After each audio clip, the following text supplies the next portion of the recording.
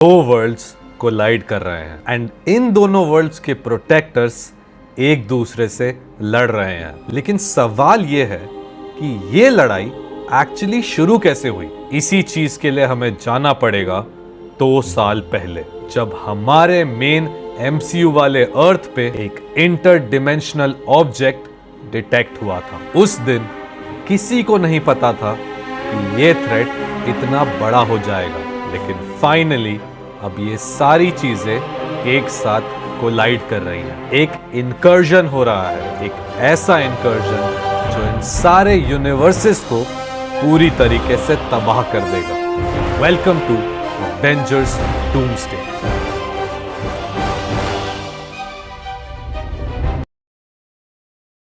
अब जैसा कि हम जानते हैं, अवेंजर्स डूम्सडे नेक्स्ट ईयर 18 दिसंबर को आने वाला है। अब ये मूवी पहले रिलीज हो रही थी मई में, 2026 के मई में, लेकिन इसको मूव कर दिया गया दिसंबर में, 18 दिसंबर 2026। अब बहुत लोग ये बोल रहे हैं कि किसी मार्केटिंग टैक्टिक की वजह से इसे शिफ्ट किया गया है, लेकिन कहीं ना कहीं मुझे ऐसा लगता है कि एक और ऐसा रीजन हो सकता है जिसकी वजह से इसको शिफ्ट किया गया है। जहां तक मैं सोच पा रहा हूं, एक और ऐसी अनअनाउंस्ड मूवी है जो मार्वल 2026 में अवेंजर्स डूम्सडे से पहले रिलीज करेगी। अब वो स्पाइडरमैन 4 होगी या कोई और मूवी होगी, ये हमें देखना पड़ेगा। एंड ऐसा क्यों होगा?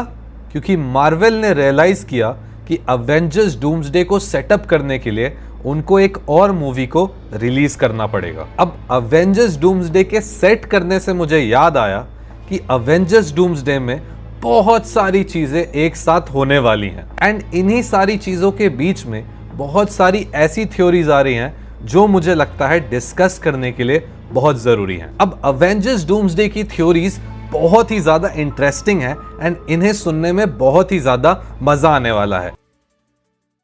अब यहां पर हम 3 टाइप की थ्योरीज को डिस्कस कर सकते हैं, जिसमें सबसे पहली थ्योरी बात करती है फैंटास्टिक 4 के बारे में, जहां यह दिखाया जाएगा कि फैंटास्टिक 4 की लड़ाई होती है गैलेक्टस से एंड वो गैलेक्टस को हरा देते हैं। गैलेक्टस को हराने के बाद उनको यह लगता है कि अब उन्होंने अपनी दुनिया को बचा लिया है, लेकिन अचानक से उसी टाइम उनको एक सिग्नल मिलता है। अब ये सिग्नल कोई अननोन सोर्स से उन्हें आ रहा होता है। अब इस सिग्नल से उनको पता चलता है कि गैलेक्टस से भी बड़ा थ्रेट आने वाला है एंड इस थ्रेट से मल्टीवर्स को बचाने के लिए उन्हें 616 में जाना पड़ेगा। एंड जहां तक हम रीड रिचर्ड्स के कैरेक्टर को जानते हैं, वो मल्टीवर्स को बचाने के लिए कुछ भी करेंगे। एंड यहां पर स्टार्ट होता है एग्जैक्टली वो सीन जो थंडरबोल्ट्स के एंड क्रेडिट्स में दिखाया गया था। फैंटास्टिक 4 की शिप आ जाती है अर्थ 616 में। अब ये हो गया एक वर्जन इस थ्योरी का, लेकिन इसी थ्योरी में एक और वर्जन है जो और भी ज्यादा इंटरेस्टिंग बना देता है स्टोरी को, जहां पर हम ये देखेंगे कि फैंटास्टिक 4 ने गैलेक्टस को अपने यूनिवर्स के अर्थ से तो भगा दिया, लेकिन एक और थ्रेट आ जाता है उनके अर्थ पे, जो कि होता है doctor Doom. And Doctor Doom उठा कर ले जाता है फ्रैंकलिन रिचर्ड्स को। एंड जैसा कि हमने फैंटास्टिक 4 के ट्रेलर में देखा ही है, फ्रैंकलिन रिचर्ड्स पैदा होने वाले हैं इस मूवी में। तो डॉक्टर डूम उठा कर ले जाते हैं फ्रैंकलिन रिचर्ड्स को एंड अब मल्टीवर्स में घूमने लग जाते हैं फैंटास्टिक 4 फ्रैंकलिन रिचर्ड्स को ढूंढने के लिए। एंड इसी तरीके से वो आ जाते हैं अर्थ 616 में, जहां पर वो देखते हैं कि टोनी स्टार्क यहां का हीरो है, लेकिन डॉक्टर डूम को उन्होंने देखा था। तो एग्जैक्टली वही आदमी जो उनके बच्चे को एब्डक्ट करके ले गया है, उसको एक हीरो बताया जा रहा है किसी यूनिवर्स में। तो फैंटास्टिक 4 इसी यूनिवर्स में सर्च करने लग जाते हैं फ्रैंकलिन रिचर्ड्स को, जो एग्जैक्टली डॉक्टर डूम चाहते हैं, ताकि फैंटास्टिक 4 की लड़ाई हो जाए अर्थ 616 के हीरोज से। एंड डॉक्टर डूम ऐसा क्यों चाहेंगे? क्योंकि उनको बनाना है बैटल वर्ल्ड। अब मैंने आपको पहली थ्योरी के पार्ट 1 में यह बताया कि एक अननोन सोर्स से उन्हें सिग्नल आता है कि एक और बड़ा थ्रेट आने वाला है। तो वो सिग्नल जो वो अननोन सोर्स से आ रहा होता है, वो अननोन सोर्स होता है लोकी, क्योंकि लोकी को पूरे मल्टीवर्स में पता है कि कहां पर क्या हो रहा है, क्योंकि Loki is the God of the multiverse. अब लोकी फैंटास्टिक फोर को ही क्यों कनेक्ट करता है? क्योंकि उसने देखा है उन्हें गैलेक्टस को हराते हुए।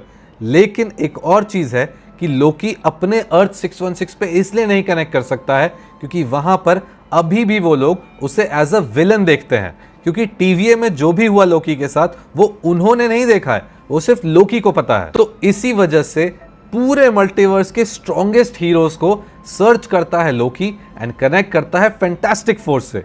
लेकिन अब इसके बाद फैंटास्टिक फोर जो थंडरबोल्ट्स के एंड क्रेडिट्स में आ जाते हैं अर्थ 616 में, उनको लोकी पहले भेजता है एक्समैन के यूनिवर्स में। अब ये क्यों होगा ये भी मैं आपको अच्छे से प्रूफ के साथ बताता हूं। अब एक इंटरव्यू में नाइट क्रॉलर के जो एक्टर हैं उनसे पूछा गया था कि डूम्सडे की स्क्रिप्ट पढ़ के उनको कैसा लगा, तो उन्होंने बताया कि एक सीन में वो पेड्रो पास्कल के सर पे लात मारेंगे, जिसका मतलब फैंटास्टिक फोर 100% मिलने वाले हैं एक्समैन से। एंड क्योंकि एक्समैन अलग यूनिवर्स में है, हमारे एवेंजर्स अर्थ 616 पे हैं एंड फैंटास्टिक फोर जो है वो अलग यूनिवर्स में है, तो फैंटास्टिक फोर को क्रॉस करके जाना पड़ेगा एक्समैन के यूनिवर्स में। एंड वहां पर वो लड़ाई करेंगे एक्समैन से, क्योंकि एक्समैन को समझ नहीं आएगा कि ये लोग कौन है एंड ये मल्टी डायमेंशनल लोग इन पे अटैक कर रहे हैं। एंड फिर वो लड़ाई हमें दिखाई जाएगी X-Men versus the Fantastic four,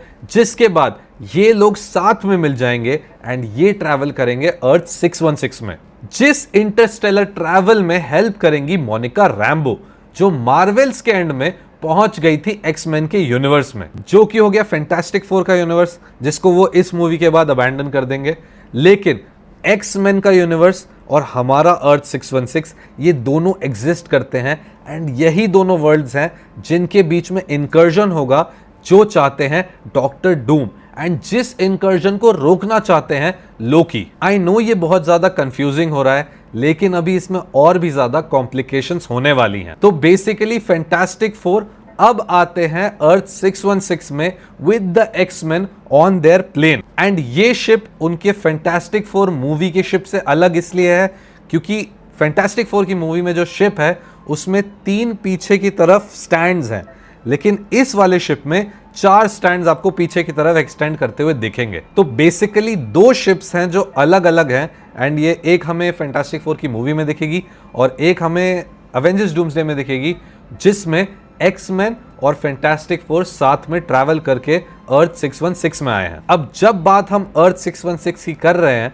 तो थंडरबोल्ट्स की एंडिंग की भी बात हमें थोड़ी कर लेनी चाहिए, क्योंकि थंडरबोल्ट्स के एंड में अगर आपने ध्यान से देखा हो तो 14 मंथ्स लेटर जो लिखा आता है उसके बाद एक लोगो आता है एंड वो लोगो नए अवेंजर्स का लोगो है। लेकिन अगर आप ध्यान से देखें तो ये लोगो कुछ नई चीज आपको बताता है। तो अगर आप ये लोगो हाइंडसाइट में सामने से देखें तो ये एक ए बना रहा है विच इज द अवेंजर्स, जो हमें पता था जो कि होना था। लेकिन अगर आप इसको हल्का सा टेढ़ा कर दे तो ये बन जाता है एक 4 विच इज फैंटास्टिक फोर।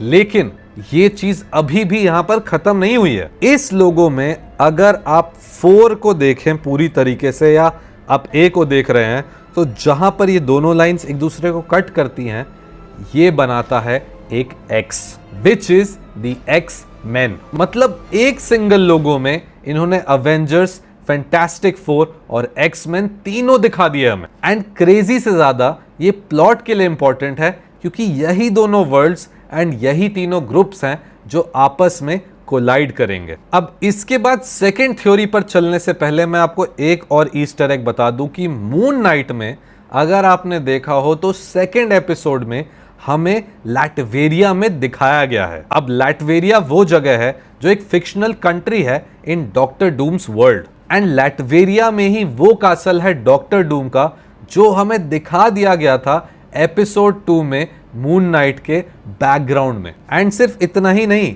एक और ईस्टर एग हमें दिखाया गया था मून नाइट में, जहां मून नाइट गाड़ी में बैठते हैं एंड उनके पीछे बॉक्सेस पे लिखा होता है डॉक्टर वॉन डी, जिसमें सबको पता है वो डॉक्टर वॉन डूम ही था। लेकिन मार्वल ने उस चीज को डिनाई कर दिया कि वो डॉक्टर वॉन डूम नहीं, वो किसी और का नाम लिखा हुआ है। लेकिन उन्होंने फुली लैटवेरिया दिखाया, फुली वो कासल दिखाया डॉक्टर डूम का। तो वो टीज कर रहे थे डॉक्टर डूम, लेकिन फाइनली उन्होंने डॉक्टर डूम को एज द विलन बाद में कास्ट कर दिया एंड क्रिएट कर दिया अवेंजर्स डूम्सडे, जब अवेंजर्स कैंग डायनेस्टी स्क्रैप हो गया। अब जहां तक मुझे लगता है कि रॉबर्ट डाउनी जूनियर बीच में बैठे हैं एंड उनके लेफ्ट साइड में वो सारे कैरेक्टर्स हैं जो एक साथ हमें डूम्सडे में दिखने वाले हैं। लेकिन कहीं ना कहीं मुझे ये भी लगता है कि अभी ये कास्ट कंप्लीट नहीं हुई है। राइट साइड में कुछ और चेयर्स हैं जो रॉबर्ट डाउनी जूनियर बाद में अनवील करेंगे एंड शायद से इन्हीं में से किसी कैरेक्टर की मूवी आ सकती है डूम्सडे से पहले, क्योंकि डूम्सडे को इसीलिए मूव किया गया होगा। इसके बाद चलते हैं हम दूसरी थ्योरी पे, जहां पर यह बताया जा रहा है कि डॉक्टर डूम एक्चुअली एग्जिस्ट करते थे बहुत टाइम से एमसीयू में। अब इस वाली थ्योरी का मैं इतना बड़ा फैन नहीं हूं, क्योंकि इसमें आयरन मैन की लेगेसी को खराब कर दिया जाता है पूरी तरीके से। लेकिन फिर भी मैं आपको समझा देता हूं कि एक्चुअली ये थ्योरी क्या कह रही है। तो बेसिकली कहा जाता है कि ही हू रिमेन्स ने टोनी स्टार्क और विक्टर वॉन डूम को रिप्लेस कर दिया था बचपन में ही, एंड विक्टर वॉन डूम वो हैं जो बड़े होकर आयरन मैन बने एंड उनको हावर्ड स्टार्क और उनकी मम्मी ने अडॉप्ट कर लिया था बचपन में, एंड ये ही हू रिमेन्स का प्लान था। एंड इसके बाद Doctor Von Doom, Victor Von Doom बड़े हुए एंड उन्होंने ये अवेंजर्स बनाया एंड वो आयरन मैन है एक्चुअली। एंड इसीलिए जब रोडी जो है वो एंड में टच करते हैं अवेंजर्स एंड गेम में टोनी स्टार्क को, तो वो थोड़ा पीछे हट जाते हैं क्योंकि उनको रियलाइज होता है कि ये टोनी स्टार्क नहीं है। और अगर आपको ये टच करने वाला रेफरेंस नहीं पता है तो मैं आपको बता दूं कि रोडी जो है वो दिखाया जा चुका है कि वो एक स्क्रल है, एंड स्क्रल्स जब दूसरे लोगों को टच करते हैं तो उनकी मेमोरीज उनको दिख जाती हैं। तो कहीं ना कहीं जब रोडी ने टच किया आयरन मैन को तो उनको रियलाइज हुआ, जो iron man Avengers end game में जिन्होंने अपनी जान दी वो स्नैप करके, तो उनको रियलाइज हुआ रोडी को कि ये आयरन मैन नहीं है, he is not Tony Stark, he is Victor Von Doom, and इनकी मेमोरीज अलग है। एंड वहीं से हमें पता चलता है कि टोनी स्टार्क एक्चुअली जिंदा है and he is actually Victor Von Doom, Doctor Doom. लेकिन मैं कहीं ना कहीं इस थ्योरी का फ़ैन नहीं हूँ एंड ये थ्योरी बहुत ज़्यादा पॉपुलर चल रही है अभी, इसी वजह से मैंने आपको बता दिया। एंड ऑब्वियसली इससे अंडरमाइन हो जाता है पूरा आयरन मैन का सीक्वेंस, आयरन मैन का जितना भी हमने देखा है लेगेसी पूरी रुइन हो जाती है। तो आई होप ऐसा ना हो एंड विक्टर वॉन डूम एक अलग सेपरेट कैरेक्टर हो, maybe a variant of Tony Stark but actually not Tony Stark. So I hope कि ये वाली थ्योरी ट्रू ना हो। इसी के साथ साथ एक और चीज जो डिस्कशन में आ रही है वो ये है कि Anthony मैकी, who is the current captain America, वो अपनी एक नई एवेंजर्स की टीम को रिक्रूट कर रहे हैं। एंड आपने अगर देखा हो तो एंथनी मैकी अभी जो शूट कर रहे हैं वो शूट कर रहे हैं किसी स्नोई एरिया में। एंड क्या आपको पता है कि कौन सा सुपर हीरो अभी एक स्नोई एरिया में है मार्वल यूनिवर्स में? इट इज वांडा, क्योंकि वांडा ने अपने आप को मार लिया था वो रॉक अपने ऊपर गिराकर अपने टेंपल में। लेकिन किसी तरीके से वांडा बच गई होंगी, डार्क होल्ड भी बच गया होगा, and Anthony मैकी, who is the current captain America, वो रिक्रूट करने जाते हैं वांडा को इन अ न्यू अवेंजर्स टीम, जो कि थंडरबोल्ट्स वाली टीम नहीं है। तो ये डायनामिक भी हमें देखने को मिल सकता है in the next Avengers movie. इसी के साथ साथ एक और ऐसी चीज है जो बहुत ज्यादा अभी प्रेवलेंट है पूरे Marvel cinematic universe and Marvel universe के फैंस के बीच में, which is the relationship between Spiderman and Hulk. अब आप सोच रहे होंगे कि स्पाइडरमैन और हल्क रिलेटेड कैसे हो सकते हैं। तो बेसिकली सीक्रेट वॉर्स जो होने वाला है उसमें स्पाइडरमैन एक सेंट्रल फिगर होने वाले हैं, एंड उस सेंट्रल फिगर का एक बहुत अच्छा दोस्त होगा which is in the secret Wars, जिससे वो ये सीक्रेट वॉर्स और डूम्सडे अडेप्ट हो रही है जिस कॉमिक से, उस कॉमिक में स्पाइडरमैन को बहुत अच्छा दोस्त होता है हल्क। अब वो क्यों है वो मैं आपको बताता हूं। तो बेसिकली स्पाइडरमैन 3 में हमें पता चला कि डॉक्टर स्ट्रेंज ने ये सारी चीज़ें मिटा दी थी कि सब लोग भूल जाएंगे, पूरी दुनिया भूल जाएगी स्पाइडरमैन कौन है, और स्पाइडरमैन अब फ्री है एंड किसी को नहीं पता कि स्पाइडरमैन कौन है, एंड पीटर पार्कर अपना काम आसानी से कर सकता है। लेकिन अगर आप ध्यान से सोचें तो जिस टाइम पर यह स्पेल कास्ट किया गया था उस टाइम पर Bruce banner was in control and not Hulk.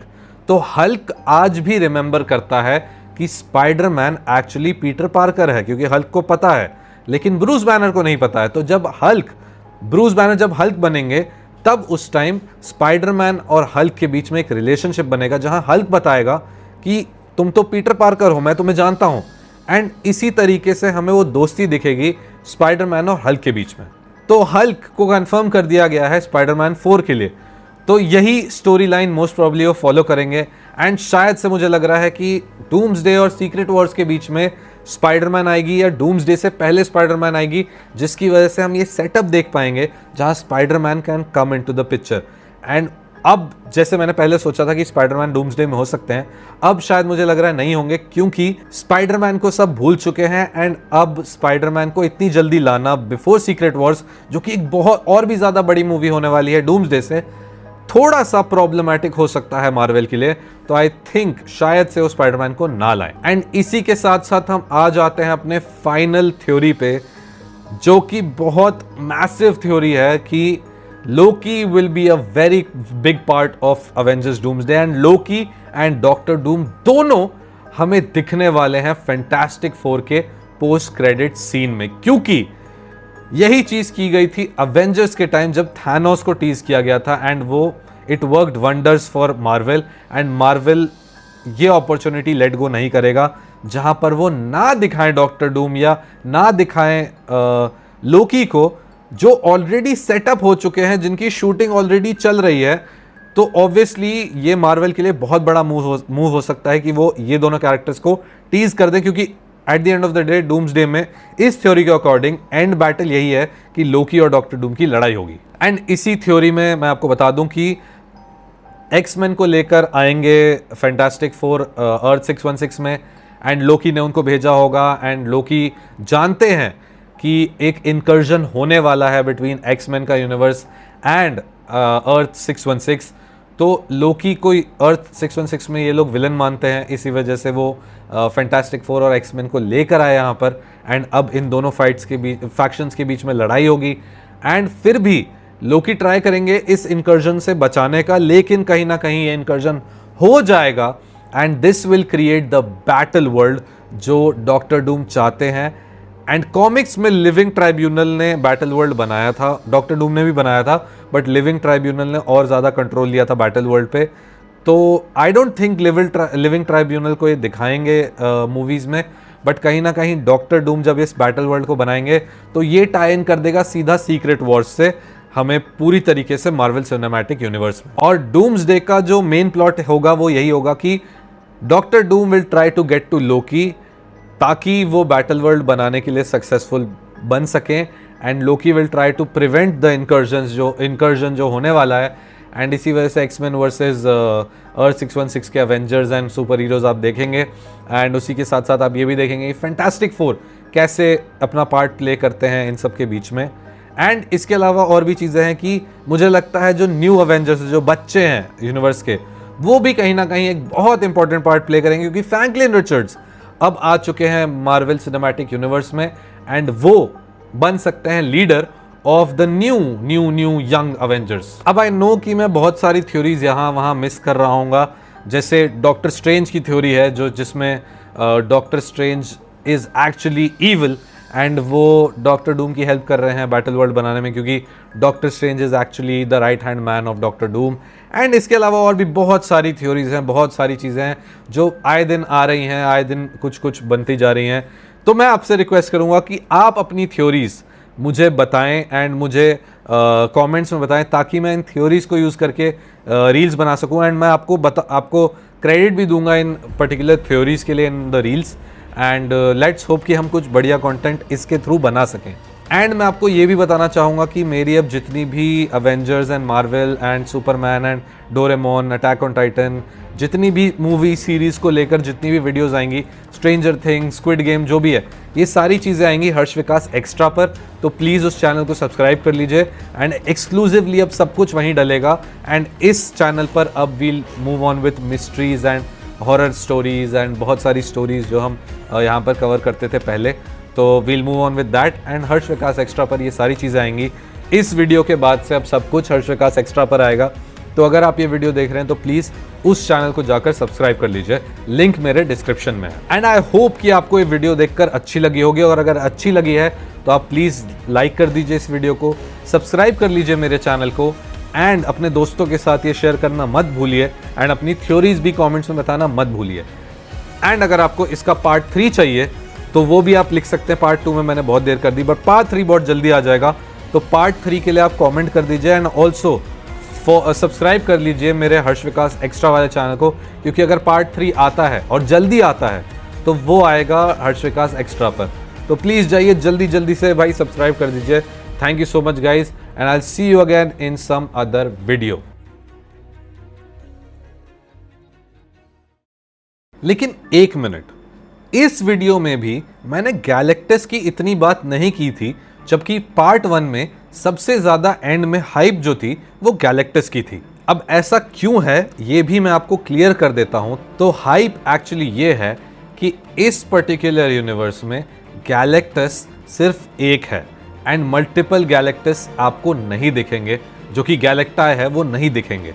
तो इसीलिए इस पर्टिकुलर मूवी में विच इज फैंटास्टिक फोर आपको दिख रही हैं शालाबाल, जो कि एक सिल्वर सर्फर की वेरिएंट है, क्योंकि इसके अलावा एक और सिल्वर सर्फर है जो एक्चुअली एक मेल है। क्योंकि बहुत लोग ये बोल रहे थे कि फीमेल सिल्वर सर्फर कहां से आ गई, तो मैं आपको ये बता दूं कि सिल्वर सर्फर आने वाला है गैलेक्टस के साथ किसी और मूवी में, क्योंकि अभी के फेज में मार्वल का main villain is doctor Doom, लेकिन कहीं ना कहीं doctor Doom, Galactus and Franklin Richards के बीच में जो कहानी होने वाली है वो बहुत ही ज्यादा अलग होने वाली है। क्योंकि आपको ये पता है कि कॉमिक्स में गैलेक्टस को कंट्रोल करने वाला सिर्फ एक कैरेक्टर था, जिसको माना जाता है one of the strongest characters of Marvel, and वो कैरेक्टर था